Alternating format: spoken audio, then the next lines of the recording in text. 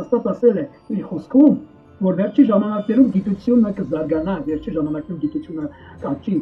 եւ ինչքան է աճել առաջին իսկ դարվանից, այնքան աճել գիտությունը եւ ուր է հասել։ Ու Աստվածն դա կիրառվում անցյալ դարում, անգամ այդ խոսակցությունը գնում էր, որ գիտությունը զարգանալու է։ Այնպիսի բաներ են ստեղծվելու, որ մարդը ԱՄՆ-ում լինի, թե որ երկրում լինի, թե որ հեռավորության է, ինչ որ մի ձեր քարակուսի բան է, լույսալ հեռուստացույցը, ու իհարկե տենալ են խոսալու են։ Մենք զարմանում ենք ու առանց լարի, այ լարով էր, շնորհով էր, հեռուստացույց կա, ո՞նց է այդպես, հեռախոսը խոսեց առանց շնորհի, հեռախոսը կամ տեսնեց իրար, տեսնեց զրույցը, Աստծո շնորհն է, որ տվել է մարդուն զարգանալու, այդ գիտությունը տվել է։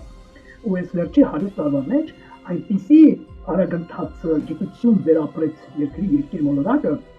որ մինչ այս վերջի 100 տարում չի ապրել։ Երթևեկում են ձիերով, երթևեկում են էշերով,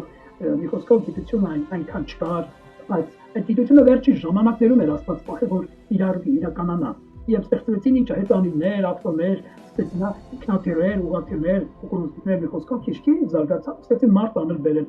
Եվ այդ գիտությունից հետագայում խաղաղ պայմաններում օգտվել է ժողովուրդը։ Ինքնաթիռները ստեղծվել են, որ մարդ տանեն բերեն ամենավերջում, հա, ելվի հաճույքի համար կամ օթային ռեներ ստեղծելու համար,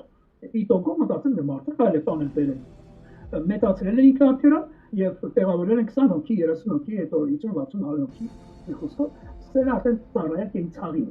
Նաև ավտոմեքենաները, մեխանիզմը ծառայել է ավտոմեքենաների վերջը մարդկանց եւ հիմա ինչքան ավտոմեքենաներ են ստեղծում եւ մեկ-մեկի գեղեցիկ է ստեղծում, օր-օրի ավելի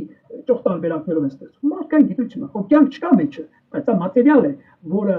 ծառայում է մարդու կենցաղին եւ աստղագիտությունն է դա։ Այնպես որ հարգարժանս դու եթե ուզում ես ասում հանդիպես, դու չես տեսնում, ես չեմ տեսնում, բայց հավատում եմ, նաև շփվում եմ եւ ես աստծո հետ հարաբերվում եմ։